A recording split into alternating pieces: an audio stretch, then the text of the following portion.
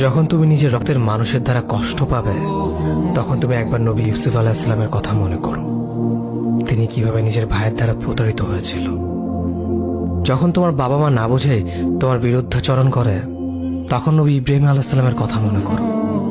তার বাবা তাকে আগুনে নিক্ষেপ করায় ভূমিকা রেখেছিল। যখন তুমি সমস্যা থেকে পরিত্রাণের জন্য কোনো পথ পাবে না, তখন ইউনুস আলাইহিস সালামের কথা ভেবো। তিনি কতটা সময় তিমি মাছের পেটে আটকা পড়েছিল। যখন তোমার নামে কেউ মিথ্যা অপবাদ ছড়িয়ে দেবে, তখন মা আয়েশা রাদিয়াল্লাহু আনহার কথা মনে করো। তার নামে পুরো শহর জুড়ে কুৎসা রচনা করা হয়েছিল। যখন তুমি অসুস্থ ব্যথার যন্ত্রণায় কাতরাতে থাকো, তখন নবী আইয়ুব আলাইহিস সালামের কথা ভেবো। তিনি ভয়ঙ্কর এক ভাইরাসজনিত রোগে আক্রান্ত হয়ে তোমার থেকে বেশি কষ্ট পেয়েছিল। যখন তুমি দিনের কোনো বিধান নীতিতে যুক্তি খুঁজে পাও না, তখন নবী নূহ আলাইহিস সালামের কথা ভেবো। তিনি কোনো প্রশ্ন ছাড়াই মরুভূমিতে নৌকা তৈরি করেছিল।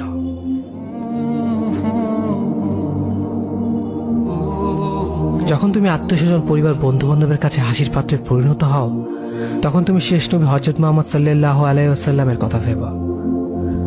রাসূল সাল্লাল্লাহু আলাইহি ওয়াসাল্লাম বলেছিলেন, সবচেয়ে বড় পরীক্ষা দিয়ে সবথেকে বড় পুরস্কার আসে।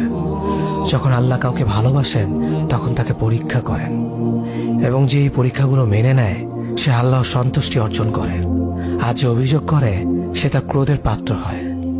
হে আল্লাহ, তোমার কথা মনে করা, তোমার প্রতি কৃতজ্ঞ হওয়ার এবং তোমার ইবাদত করার তৌফিক আমাদের দান করো। আমিন।